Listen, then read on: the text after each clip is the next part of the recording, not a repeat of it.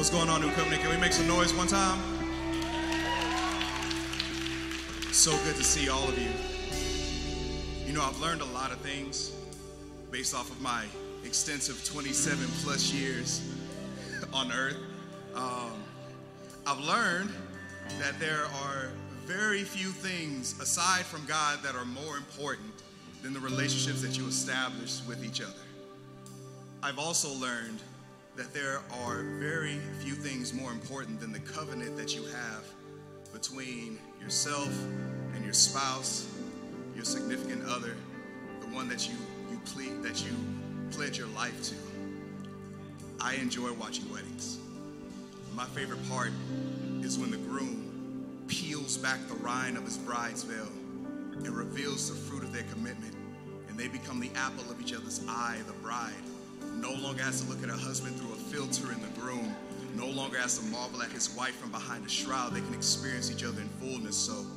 So when I imagine covenant with God, I imagine the sun ripping apart the cloak of the night sky to reveal the blue oceans underneath it. I imagine hearts tap dancing on the tops of clouds while love glides on streaks of sunlight. I imagine that joy manifests itself into your favorite season. When I imagine covenant, I imagine it to be a beautiful place. When I imagine covenant, I imagine it to be too beautiful for someone like me.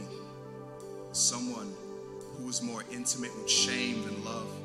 Someone who takes shots of anger every time life lays off one of my dreams. Lately, heaven doesn't feel like home anymore, and every day I feel more and more unqualified to call it such. My mind is no longer a place of reason, more like a demonic playground. My heart, a cheap motel where every night I sleep with strange emotions, each of them named lost, lonely. I met this one named depression one time, and she comes over to lie down with me often. These one-night stand afflictions seek to take residence in my soul, making a meal out of my peace. I guess my grief feels good to them. I guess they enjoy driving my anxiety to new places, and I can never recall how we end up on those dead-end streets, or maybe I just choose not to remember. Maybe it just hurts too much to know that I put myself in this place, but I never meant to be in romance with a curse, and I don't know what's worse. The fact that I've done the praying, the fasting, that I've been to the altar but still can't seem to shake these demons, or the fact that I know that God still loves me even though I become more intimate with these afflictions and Him. I keep running away. I keep resewing the veil that Christ tore, but He still wants His bride, and it messes me up to know that in spite of my infidelity with darkness, He still loves me. He still wants me. I'm the one He left the 99 to come back for. I'm the Lazarus He rose. I'm the disciple whom He loves, the one He won't let go. He won't let go of me, and from that alone, I know He won't let go of you. You who are just like me, you who are loved by Him, He who would hold time still for you and split the seas and cast a mountain to the ocean and carve a rainbow into the sky, send His Son to die just so our sons could rise. Have you ever looked at a sunrise? It's the only time the sun lifts its head to kiss the earth good morning. The sky becomes an altar. The clouds are witnesses. The sun and earth create a covenant called horizon.